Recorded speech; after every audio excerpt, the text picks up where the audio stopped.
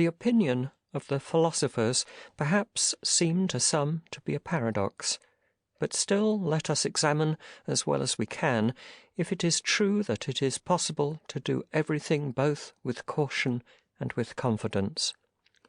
For caution seems to be in a manner contrary to confidence, and contraries are in no way consistent.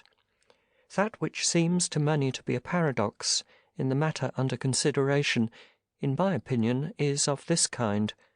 If we asserted that we ought to employ caution and confidence in the same things, men might justly accuse us of bringing together things which cannot be united.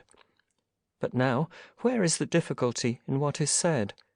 For, if these things are true, which have been often said and often proved, that the nature of good is in the use of appearances, and the nature of evil likewise, and that things independent of our will do not admit either the nature of evil or of good, what paradox do the philosophers assert if they say that where things are not dependent on the will, there you should employ confidence, but where they are dependent on the will, there you should employ caution? For if the bad consists in the bad exercise of the will, caution ought only to be used where things are dependent on the will.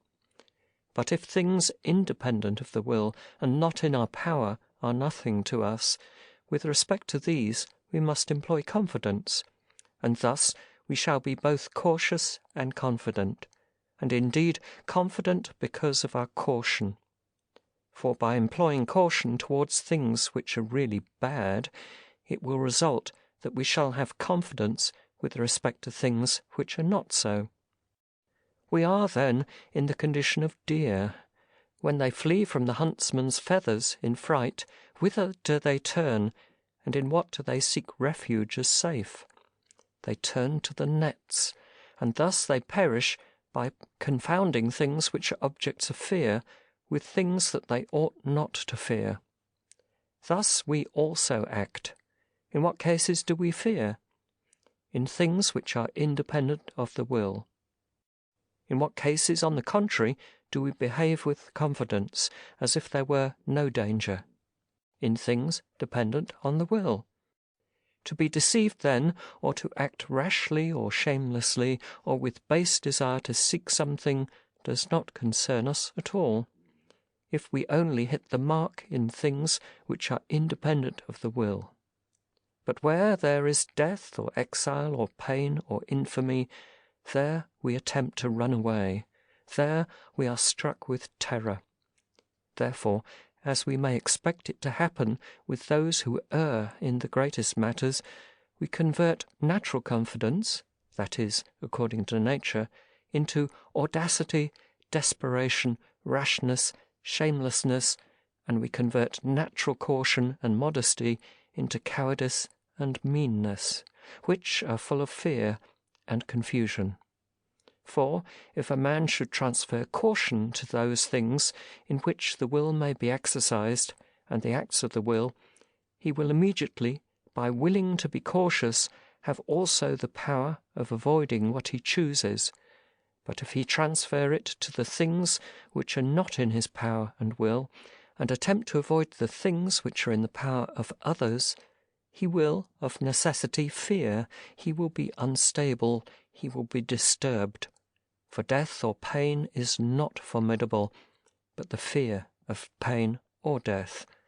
For this reason we commend the poet who said, "Not death is evil, but a shameful death."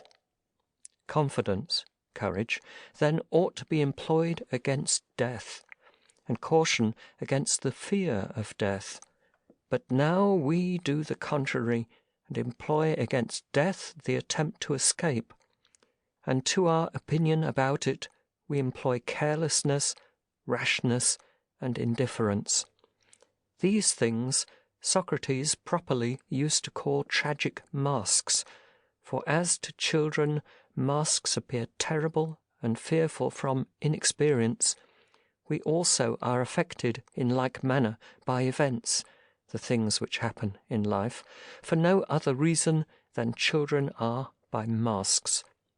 For what is a child? Ignorance. What is a child? Want of knowledge. For when a child knows these things, he is in no way inferior to us. What is death? A tragic mask. Turn it and examine it. See, it does not bite. The poor body must be separated from the spirit either now or later, as it was separated from it before. Why then are you troubled if it be separated now? For if it is not separated now, it will be separated afterwards. Why? That the period of the universe may be completed. For it has need of the present, and of the future, and of the past. What is pain? A mask. Turn it and examine it. The poor flesh is moved roughly, then, on the contrary, smoothly. If this does not satisfy, please, you, the door is open. If it does, bear with things. For the door ought to be open for all occasions, and so we have no trouble. What, then, is the fruit of these opinions?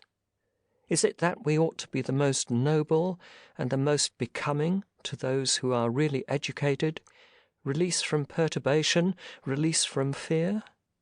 Freedom, for in these matters we must not believe the many who say that free persons only ought to be educated, but we should rather believe the philosophers who say that the educated only are free.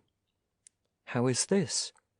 In this manner, is freedom anything else than the power of living as we choose? Nothing else. Tell me then, ye men, do you wish to live in error? We do not. No one then who lives in error is free. Do you wish to live in fear? Do you wish to live in sorrow? Do you wish to live in perturbation?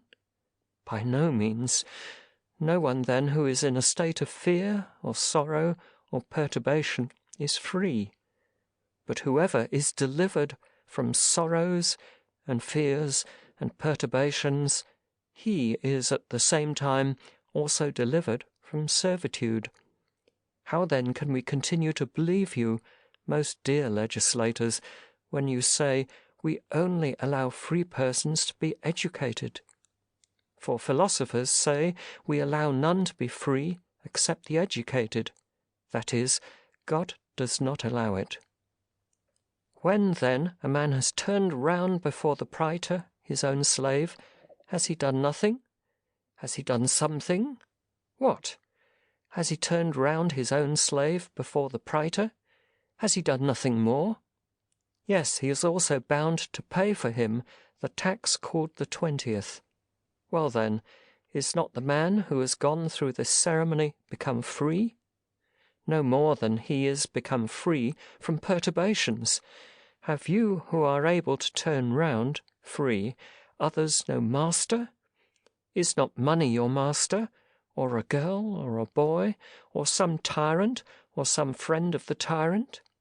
Why do you trouble, then, when you are going off to any trial, danger, of this kind? It is for this reason that I often say, study and hold in readiness these principles by which you may determine what those things are, in reference to which you ought to be cautious, courageous in that which does not depend on your will, cautious in that which does depend on it.